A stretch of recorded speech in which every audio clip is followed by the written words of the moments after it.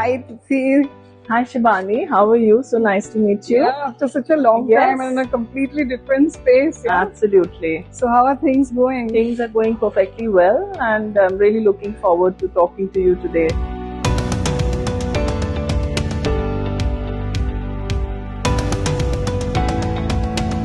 So, we've been doing this work around workplace strategy for a little while now. What we've noticed is there's been a distinct shift in the way things are going in the design industry, as well as the way management actually tackles design today, right? Earlier, we are used to things like seeing a brief and just, people start designing.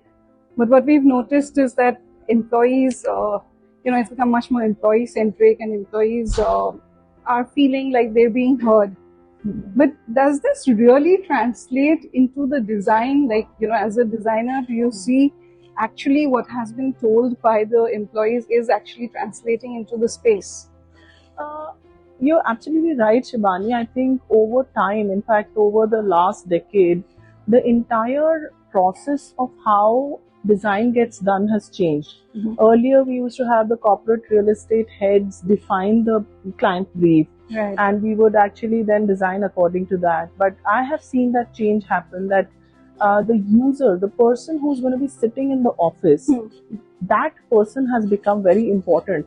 And you see it in the ways that how designers are approaching the entire pre-design phase. Right. There are more user group interviews. We have also become a lot more aware that we cannot just take a brief and design to that. There are people that we are designing for. The age group has changed, the demographic has changed, what they need has changed, and they have become a lot more vocal about what they want. I think in the previous years it used to be that, okay, I'm just joining this office, whatever kind of workspace I get, I just have to make do with it. But people have now a lot more exposure, and as an architect, as a designer, I think we also have to recognize that, and we are recognizing that. Right. And we are, like I mentioned, conducting user group interviews. There's a lot of work before the design brief gets finalized. Right. And then after the design brief gets finalized, again, like I mentioned, we design for inclusion, we design for flexibility, we design for collaboration, we design for a younger age group, and all of these things are kept in mind when you are going through the various iterations, even in the design brief. Okay. So that is what I would say. So it is truly happening. Yes, where I think the so. work that we do is not going waste. Let's put it that way. No, I think it had to happen. If you don't change with the changing times, and I think the assumption that whatever used to be working 10-15 years ago is what is going to work even now, I think that assumption is absolutely the wrong one.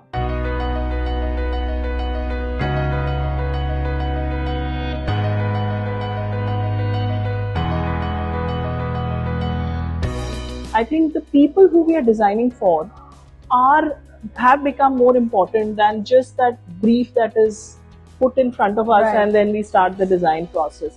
So this is the change I have personally experienced, the way we used to design 10-15 years ago versus how we are designing today. We are really incorporating a lot of feedback, a lot of studies by people like you. We are looking at what you people have put together to get more ideas of what can be done through our design expression.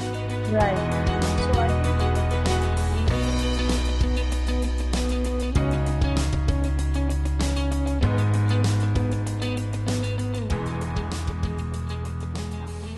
So can you tell me about what has really changed in the business of design and the way things are done today? Yeah, sure.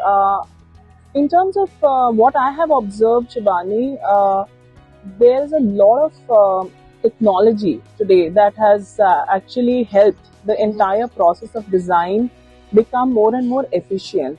And in fact, the work that I have been doing, which is in the field of immersive technologies like AR, VR, MR, etc., they have enabled designers to actually understand exactly what they are giving to the customer, and the customer can now today walk inside the proposed design, which they could not in the past. And all the decisions that used to sometimes go wrong because people couldn't imagine how it would turn out to be in the physical space when it's created. Now all the errors and omissions are getting caught in the virtual models. So as we all know, of course, BIM has transformed the way the design is done today. So BIM models, virtual models, the VR models that we do, augmented reality, that actually enables a user or a customer to actually experience the space in real scale and proportion. And what better than that? You can actually experience all the options. You don't have to just rely on something which you're seeing as a static image in front of you. And you can go inside, change and interact with your models, which is a big freedom. So in my opinion, the advent of technology in the last 5 to 7 years that I'm seeing in the whole process of design has made the whole experience a lot more transparent for the customer. They now know what they're paying for instead of things just decisions being taken on the basis of 6 to 7 pretty 3Ds rendered in 3ds Max and crores of rupees being spent on those kind of fit outs. Now people can use these technologies and then experience it, make changes, reduce the errors and omissions, make the whole process of design much faster. So all of this has really, I think, made a big difference.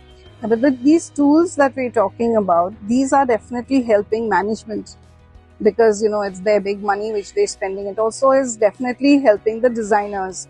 But the end user, at the design stage, the user is of course many a times the facilities head or the management basically.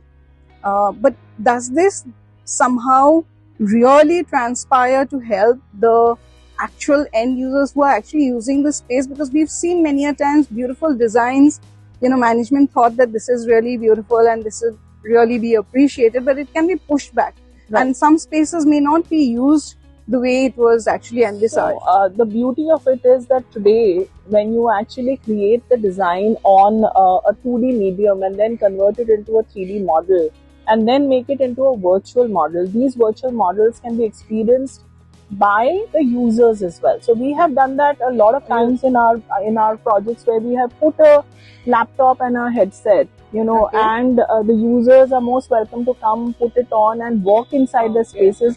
There's so much excitement and a sense of ownership because you know that, okay, I'm going to be sitting in this area and this is my zone. And there's just so much excitement about that. Oh my God, this is what I'm going to be getting, once the project is completed. So I think that it's not just for the facility managers or the corporate real estate heads who are defining the project parameters, but also for the user groups. Of course, like I said, in everything you have to be a little rational. If you can't have 1,000 people experience it one by one, so you will probably have a few select people group or and then they will be able to kind of So this is how technology has changed.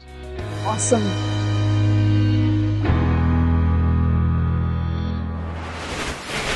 You see, we have something called the rapid fire section. Oh my God, like Karan Johar? Not to miss. But it's really fun. We're doing like coffee with Karan. So see, here goes. Where do you think we have our cups there? Okay, so first question.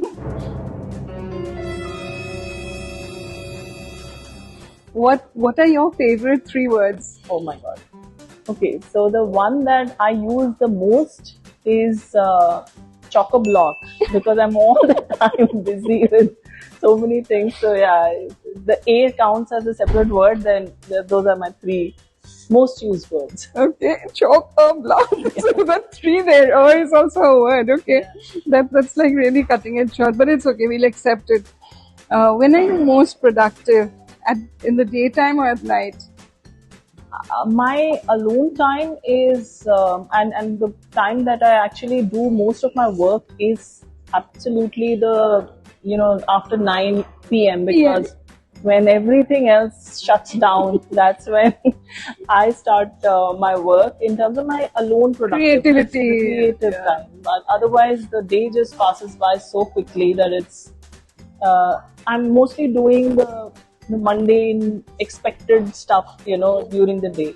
So it's only around 9 to 11:30 that I actually get my me time to think. Okay, I think architecture does that to you as That's well. right, that's right. What's your one hidden talent? I assume it is something, but let me hear it from you, which you've never made it public. I would like to say singing, because I mean, I know where the genes came from. Yeah. Okay. So I sing, and I really am at most peace when I'm singing. Who has had the most significant influence on your life? I think I would have to say it's been my mother, because she has actually been.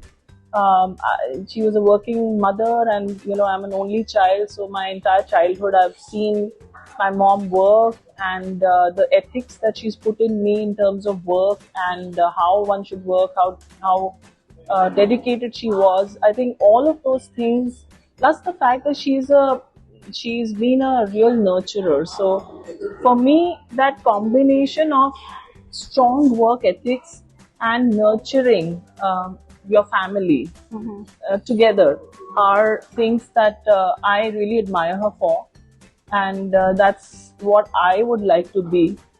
At her age, that is what I would like to do. So she's had a tremendous influence on my life. She's your rock. Yes, she's my rock.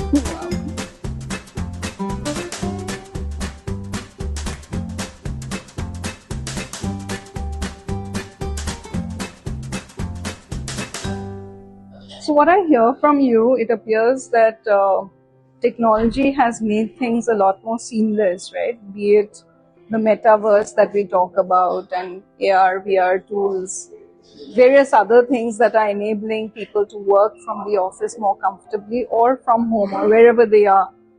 But there are days, at the workplace, when one has to actually live the real life, without these tools. How can design help in that? Like, can it also be as seamless, because one has to actually find a mode of transport, one has to work about the food he will eat at office today, because he has been using his own space to actually work. So can that be replicated at the workplace? Interesting question, Sibani. So metaverse is very exciting. Why is it exciting? Because you can actually now create digital twin cities. You can create experiences which are going to take the selling of real estate or any other industry that we're talking about, where metaverse has a good application, to another level. So the whole idea of creating futuristic spaces, futuristic experiences with which are technology enabled, is the exciting proposition when we talk about metaverse.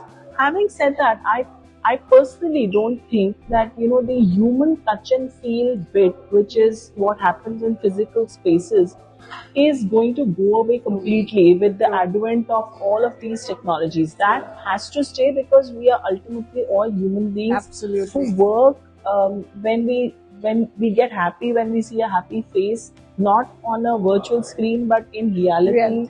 Moods affect each other. So I personally feel that the future is going to be a happy mix of physical and virtual.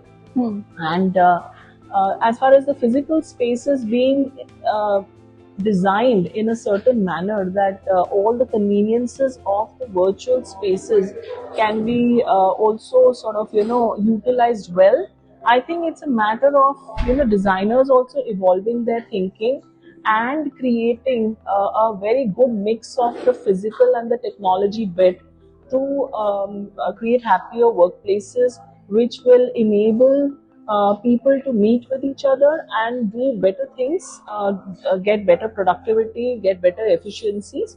But there is this whole added advantage of technology That is what I would like to say. I think the future is great. I am very excited about what the new technologies are bringing to our design world. Actually, this also means that designers shouldn't fret. There's a lot of work in technology for them, right? And to create those exact spaces within the metaverse is also, you know, a designer's I think it's high time perception. That people understood that, you know, this is the decade of the digital. Absolutely. If you are going to continue to want to work in the way you were working 10 years back, then you're going to get left behind. Absolutely. So my advice to everyone in the design world will be to not treat technology as an enemy, but actually to embrace it, to use it, utilize it for your benefit, because we have seen the results ourselves. We have seen the users who use our virtual reality technologies tell us that we were able to save 30% of the design time using this. I just feel validated that I don't think it's been all down the drain. It may take some more time, but it is here to stay. Yeah, but there's this hard-hitting reality that now I have to actually maneuver some real roads outside. Yes, I know. Get to my next meeting. It's been such a pleasure speaking with you. Absolutely. Thank you so much. We could go on and on. Yeah, I know. But thank you. It's been a really fun sort of afternoon with you, talking about design and technology, which is what I love to do. So thank you so much for the opportunity. Thanks so much for your time. Thank you, Sibani. Thank you.